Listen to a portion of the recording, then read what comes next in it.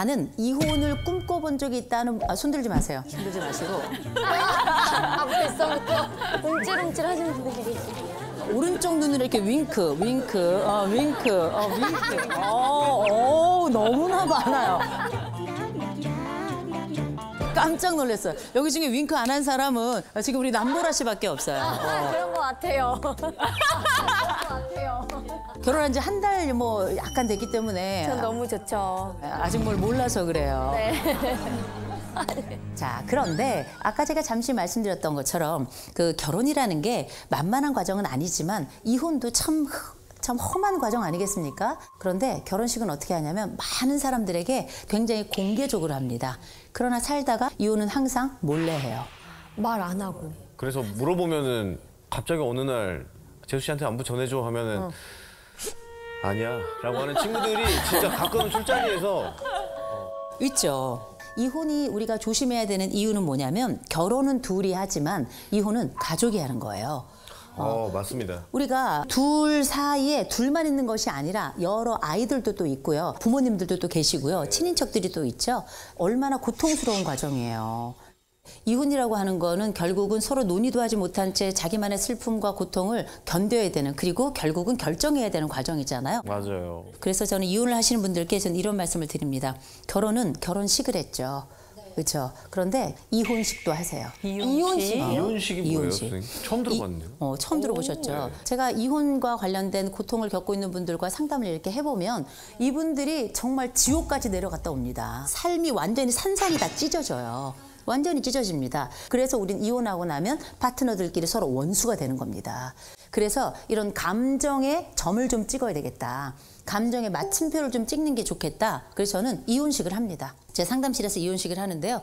이혼 선언문이 또 있어요. 우리가 왜 결혼 성원문이 있잖아요. 네. 거기에 있는 것처럼 이혼 성원문을 만들어가지고 각자 이름 쓰고 서명하고 제 이름도 쓰고 같이 서명해가지고 그 자리에서 같이 읽고요. 반지도 서로 교환합니다. 어떤 반지를? 다시 끼워주는 각자가 결혼 반지 있었잖아요. 네. 반대로 끼워줘. 네, 반대로 끼워주는 게 아니라 서로 그냥 이렇게 주는 거죠. 끼워주진 않아요. 빼서 주는 거예요? 서로 교차해서 남편은 아내에게 주고 아내는 남편에게 주는 거죠. 대신에 나는 이거 아예 만지고 싶지도 않다 하는 분들이 계세요. 그런 분들 중에는 그냥 저한테 가지라고 주시는 분들도 계세요. 그러면 축하드립니다. 본방석에 아주 앉으셨네요, 아주. 근데 다이아는 안 주시더라고요. 근데 사실 이 5년 정도 제가 기간을 둬야 되겠더라고요. 그래서 제가 5년까지는 가지고 있다가 5년 지나고 나면 이때 이거는 사회에 기부를 하도록 하겠습니다. 이렇게 제가 말씀을 드려서 죽을 때까지 제가 가지고 있을 수는 없잖아요. 나는 내 배우자가 이런 얘기할 때 진짜 너무 싫었다. 조사를 해보면 배우자들이 듣기 힘들어하는, 또 가장 고통스러웠다 하는 말들이 있는데, 아내 같은 경우는 어떤 얘기를 했냐면 그 왜 장모님 같이 말해?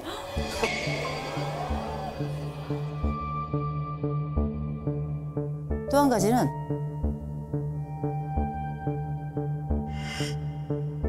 야, 너 집에서 놀면서 뭐 하냐? 남자분들이 조금 다릅니다. 남자들은 네가 그러면 그렇지. 어머나. 야, 말을 말자. 이거 굉장히 무시하는 얘기예요. 그 존재를 순간에 날려버린 이야기거든요. 사실은 싸우는 건 하나도 중요하지 않아요. 중요한 건 뭐냐면 우리가 해야 될 말이 있고 하지 말아야 될 말이 있어요. 그래서 이 말이 하지 말아야 될 말이다 싶을 때는 입을 열어서 자기 입에 주먹을 집어 넣으셔야 돼요. 입을 틀어 막아야 돼요. 나도 모르게 막 튀어나오고 토하듯이 나오기 때문에 이거 굉장히 중요한 과정이다 꼭 말씀드리고요. 그리고 그럴 때 우리 스스로 이렇게 약간 조망하는 능력을 갖는 게 필요해요. 왜 조망을 해야 되냐? 조망을 해서 시간을 두고 어떤 말이 불편했나 생각해 보게 돼요. 또 내 파트너는 내가 했던 말 중에 어떤 말이 불편했었을까? 이런 생각도 꼭 해봐야 되겠죠. 우린 꼭 내가 상처받은 것만 기억나니까. 그리고 이 사람의 최악인 지금의 순간도 있지만 이 사람의 기여점도 있어요. 이 사람이 잘했던 지점도 있고 못난이 지점도 있고, 이런 평균값을 쭉 내봤더니 이 사람의 평균값이 나쁘지 않아. 그러면 이 사람하고는 살만한 거예요. 그러니 여러분 스스로 어떤 상황이 닥쳤다? 그럼 이 지점만 생각하지 마시고 이 사람의 평균값을 기억해 주셨으면 좋겠고요. 대신 그 평균값을 낼 땐 여러분의 평균값은 어떤지 생각해 보셔야 돼요. 나라는 사람이 잘했던 건 뭐고 나라는 사람이 최악인 지점은 어떤 걸까? 이렇게 생각을 해보잖아요. 훨씬 나라는 사람에 대해서도 조금 더 진중하게 생각하게 되고 내 배우자에 대해서도 좋은 지점을 발견하게 됩니다. 평균값을 꼭 기억하실 것. 무엇보다 이제 여러분하고 함께 이야기 나누고 싶은 게 이제 20대, 30대의 결혼이 지금 현재 조금 나이가 먹은 40대, 50대, 60대하고는 굉장히 다릅니다. 2030이 가지고 있는 이 다툼과 또 이혼의 트렌드는 조금 달라요. 제가 이제 하나의 사례를 말씀드리면 이 사례도 이제 저희가 상담했던 사례고 실제 이 사례도 얘기를 해야 해도 된다라고 허락을 받은 사례입니다. 이 말씀을 잠깐 드리면 이 부부가 30대인데 일단 이 집은 집안일 가사 분담이 정확해요. 정확해서 남편이 설거지를 하죠. 그럼 아내는 이 설거지에서 벌레가 나도 안 치워요. 그리고 아내가 음식물 쓰레기를 버리기로 했는데 음식물 쓰레기가 거기서 꽃이 피고 날파리가 그 집안을 가득 채워도 전혀 치우지 않아요. 상식적으로 이해가 안 되는데. 예, 예. 그래도 서로 괜찮대요. 왜냐? 서로 약속했고 그 약속을 지키면 되니까. 이게 지금 요즘 2030이라서 전 이해는 돼요. 근데 이 집은 뭐 때문에 싸웠냐면 여러분 수저 씻으면 어떻게 놓으세요? 수저? 그냥 뭐 이렇게 꽂아놓죠. 남편이 설거지를 하는데 남편이 설거지를 씻어가지고 이 숟가락이 머리가 있고 꼭지가 있잖아요. 이 꼭지가 밑으로 가도록 이 수저가 위로 가도록 한 거예요. 네, 그래야죠. 근데 아내가 와서 그런 거예요. 이걸 왜 위로 올려? 밑으로 놔야지. 그럼 밑에는 더러운 게 보이잖아요. 그렇게 생각했죠. 그랬더니 아내가 그런 거야. 우리 집은 이렇게 해. 근데 남편이 뭐라 그랬냐면 니네 집은 그렇게 배웠니? 내가 그럼 니네 집 갔을 때마다 그렇게 비위생적인 숟가락으로 밥을 먹은 거야? 거기까지 만들지 말아야죠. 근데 부부라는 게 이런 걸로 싸우는 거예요. 그죠? 그래서 결국은 각자 살아요. 이렇게 요즘 2030들이 굉장히 공정에 민감하죠. 그래서 네가 이리면 나도 이리여야 돼. 내가 이리면 너도 이리여야 돼. 그래서 이 범위, 이 밸런스가 맞지 않으면 이건 불공평한 거야. 어디 그뿐입니까? 월급에 있어서도 똑같이 돈 써야 돼요. 똑같이. 그래서 제가 만난 부부 중에는 남편이 한 달에 700을 벌어요. 엄청나게 버는 거죠. 아내는 한 달에 250을 벌어요. 그런데 외식을 나가잖아요. 각자 돈을 내야 돼. 근데 남편이 굉장히 비싼 아주 우리나라의 제일 높은 빌딩에 있는 그 식당 있잖아요. 거기를 이제 가자 그런 거예요. 그랬더니 아내는 거기를 이제 가면 너무 비싼 거예요. 그래서 못 가는 거야. 그래서 어떻게 했냐면 남편이 혼자 갔어요. 이게 너무 웃긴 일들이 이제 그 윗세대는 납득할 수 없는 일들이 이렇게 벌어지는 경우들이 있어요. 이거 너무한 거 아닌가? 너무 이렇게 뭐 극한 걸 얘기하는 거 아닌가 싶지만 이들이 가지고 있는 권리의 세대의 핵심은 뭐냐면 침범하지 말고 약속한 거 지켜야 되고 미리 예약해야 되고 그리고 이 약속에 대해서 n분의 1이어야 된다는 거.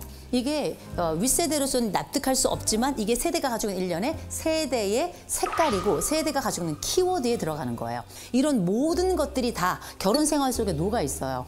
이 가사 분담 같은 것도 다 n분의 1입니다. 그래가지고 일명 어떻게 분담을 하냐? 엑셀로 분담을 해요.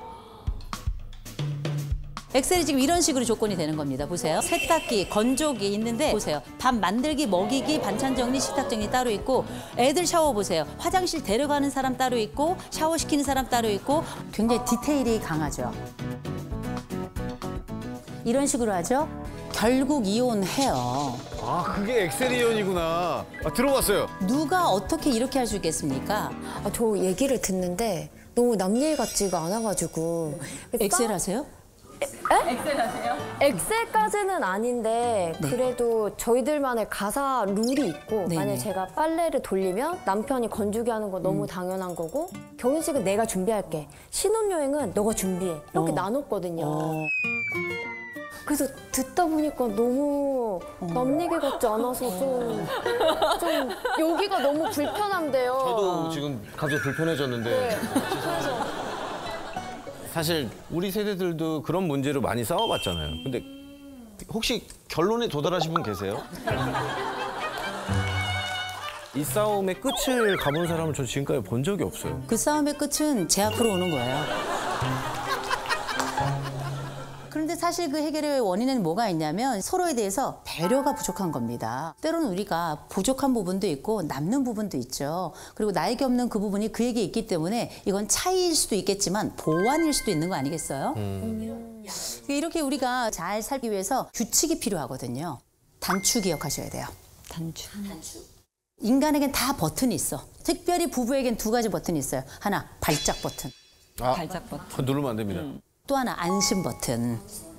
우리가 결혼하잖아요? 그러면 누구나 다 발작 버튼이 있지만 처음엔 모르고 눌러요. 모르고 막 누르고 고통스러워하죠? 나중엔 알고 누른다. 근데 우리가 서로의 발작 버튼을 알고 있다고 생각하는 부부들이 많아요. 의외로 굉장히 모릅니다. 굉장히 모르기 때문에 알려주셔야 됩니다. 여보, 나는 이런 말이 힘들어. 이런 말은 안 해줬으면 좋겠어. 그러면 자기는 어떤 말이, 어떤 행동이 힘들어? 라고 또 물어봐야 되겠죠. 나에 대해서는 알려주고 그 사람에게도 물어봐야 돼요. 그런데 얘기할 때 보면 대부분 어떻게 얘기하냐면 내가 싫어하는 행동 좀 하지 마. 이런 얘기를 하거든요. 이런 얘기는 제대로 된 제안을 한 게 아니에요.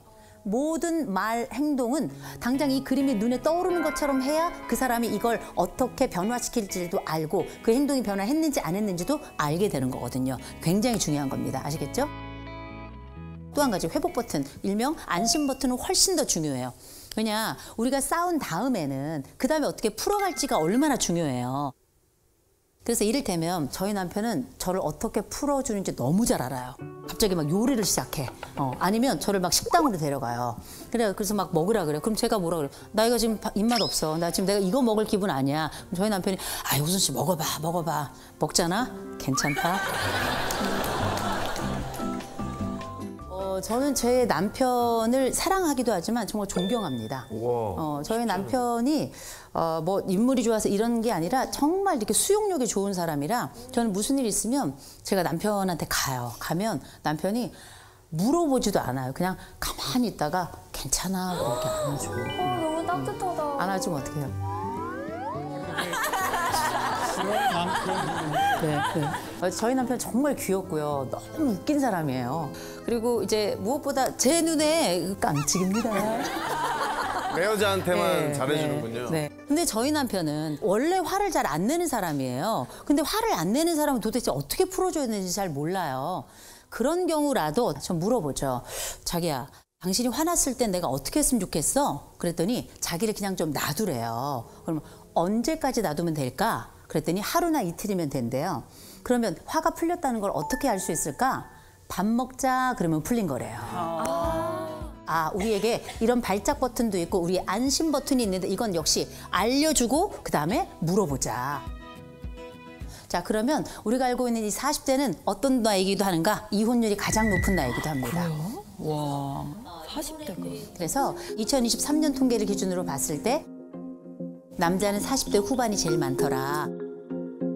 여자는 40대 초반이 제일 많더라. 자, 그러면 이혼은 왜 할까요? 행복하려고 결혼했는데 행복하려고 이혼한대요. 그럴 수 있겠다. 내가 이혼하면 좀 그래도 숨이 쉬어질 것 같아. 지금처럼 최악이진 않을 것 같아서 그래. 이런 얘기들 하니까요. 네, 맞아요. 40대가 정말 이혼을 하는 이유를 가만 생각해 보면 성격도 있고 뭐 세상에 5만 가지 우리가 이혼할 사유는 널리고 널렸습니다. 그럼에도 불구하고 제일 먼저 역시 돈입니다. 제가 이 돈 문제와 관련해서 했던 그 상담 사례 이 40대 부부가 다른 문제 다 괜찮았어요. 근데 무슨 문제가 생겼냐면 이 남자가 게임을 해요. 그런데 요즘은 게임머니라는 게 있더라고요. 그런데 이게 다 소액 결제였던 거예요. 소액 결제가 적을 때는 한 4, 50만 원, 많을 때는 정말 많을 때 250만 원까지 갔어요. 그러니까 평균 한 100만 원 선이 계속 나간 건데 각자 맞벌이를 하니까 또 각자 돈 관리를 하니까 또 공동으로 내야 될 돈만 함께 내서 했기 때문에 잘 몰랐어요. 근데 이걸 이제 어떻게 이 아내가 알게 됐냐면 나중에 이제 대출을 받아서 집을 이사를 가게 됐는데 이 대출을 하는 과정에 이 남편이 매달 이렇게 나갔다는 걸 아내가 거의 한 10년 만에 알게 된 거예요. 나중에 이걸 쭉 살펴봤더니 거의 한 1억 가까이 돈이 나간 겁니다. 아이고, 그 돈을 모았으면. 그치. 아이고. 근데 이게 이 아내 한 400 벌어요. 이 남편 한 250 벌어요. 근데 한 달에 자기 250 버는 것 중에 100만 원을 게임머니로 쓰는 게 말이 안 되잖아요. 근데 이렇게 한쪽에 소비가 너무 많아. 아내가 옷을 사고 또 사고 오늘 아침에도 샀다. 그렇게 사놓고 입을 옷이 없다고 하는 건 뭡니까? 입을 옷이 없어. 아니 없는 건 사실이에요.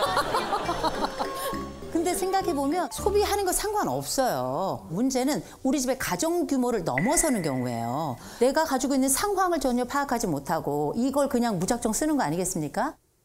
이런 경우에는 서로 합의를 많이 보셔야 돼요. 전체 우리 규모가 얼마나 있고 그리고 공동가계부 쓰시면 되게 좋아요. 그러면 눈치가 보여서 쓸 수가 없어요. 눈치가 보여서.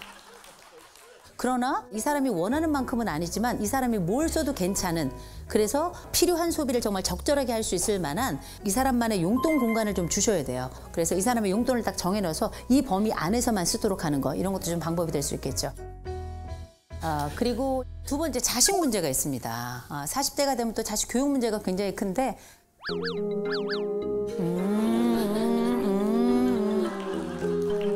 항상 부딪히는 게 딱 한 가지 있는데 훈계에 대해서 좀 분육에 대해서. 저는 이제 잘못된 행동이 보이거나 남에게 피해를 준다거나 뭐 이런 게 있으면 저는 이제 혼내는데 이제 저희 아내는 혼내는 것보다 칭찬이 훨씬 더 아이한테 효과가 커라고 이제 말로 타이르는 방법을 막 유도를 하는데 네네. 머리로는 알겠는데 마음은 이제 너무 답답하고 막 보고 있으면은 막 우라통이 터지고. 그렇죠. 저는 되게 어린데 영어를 시켜야 되고 뭐 영어 유치원을 보내야 이런 생각이 있었거든요. 왜냐면 네네. 주변에 다 그렇게 얘기를 하고 지금 해야 된다 얘기를 하니까 네네. 저희 남편이 그 얘기를 하더라고요. 아이의 인생을 부모가 결정해주지 말자. 그러니까 저는 좀 약간 남편의 의견에 많이 따르는 편인데 그것만은 제가 못 따르겠는 거예요. 왜냐면 뒤처지는 것 같으니까. 근데 집집마다 다 똑같은 얘기 생각이 드실 거예요. 그런데 부부가 서로 교육관이 다 안 맞아요. 무게도 다르고 방향도 다르고 또 종류도 다를 수 있겠지만 부부가 서로 안 맞아도 최대한 합의해 가고 협의해 가는 거예요. 항상 그렇습니다. 다 맞지 않는데 어떤 집이 있었냐면 이 엄마가 정말 고학력자예요. 해외에서 학위를 하고 왔어요. 근데 이 아빠도 고학력자예요. 그리고 이제 두 분이 서로 외국에서 만나서 들어왔어요. 이 아빠는 자유주의자예요. 엄마는 교육주의자고. 그래가지고 아이를 어떻게 키우냐면 아침부터 저녁까지 일정을 빡빡하게 해가지고 학원 쫙 돌리고 집에 딱 돌아오면 과외 선생님이 그 뒤로 3명이 더 와요. 심지어 아이가 새벽 1시 반까지 과외를 합니다. 와, 진짜 너무 힘들겠다. 비용도 만만치 않습니다. 두 분이 다 시간 강사를 하는데 돈이 그렇게 여의치가 않아요. 그런데도 불구하고 대출을 내가지고 아내는 계속 교육을 밀어붙이는 거고요. 근데 남편이 뭐라 그러냐면 아이들이 정신적으로 피폐해진다 이렇게 해봐야, 그러니 아이에게도 숨 쉴 구멍을 줘야 된다. 그런데 아내는 도무지 듣지 않잖아요. 남편은 결국 논의 전혀 하지 않고 학원 다 끊고요. 과외 선생도 한 명도 오지 못하게 한 거예요. 그런데 아내가 알게 된 거 아니에요. 왜 안 오십니까? 너는 왜 학원 안 가니? 아빠가 끊었어. 선생님, 아버님께서 오지 말라고 하시던데요? 그러니 어떻게? 이 아이들의 모든 미래, 또 모든 계획을 내 남편이 다 망쳤다고 생각을 한 거죠. 이 아내가 완전 폭주한 거죠. 어떻게 했는가? 결국은 남편에게 올라타가지고 남편 목을 졸랐어요. 나중에 이제 정신을 차려보니까 내가 제정신이 아니라는 걸 이 아내가 알게 된 거죠. 그래서 이제 두 분이 같이 상담을 받고 이제 강남에 있었는데 이제 다른 쪽으로 이사를 하고 그다음에 아이 학원 관련된 것들도 정리를 좀 하고 지금은 굉장히 잘 지내고 있고요. 결국은 아이들에게 좋은 것을 주려고 애를 많이 쓰지만 정도껏 해야 된다. 어쩌면 그게 아이들의 미래가 아니라 욕망이 될 수 있다는 것. 무엇보다 기억하셔야 될 게 이 교육에 관련된 이야기를 할 때 쓸데없는 거 끌고 들어와가지고 얘기하면 안 된다. 그래서 당신이 학교를 거기밖에 못 나온 거야. 뭐 이런 거 있잖아요. 진짜 최악이다. 그런 거 있죠. 당신 쪽이 뭘 몰라서 그러는데 이런 얘기. 그건 사실 우리 아이와 관련된 논외의 이야기예요. 그죠? 경계를 잘 설정할 것 굉장히 조심스럽게 얘기해야 된다. 이런 말씀을 좀 드리고.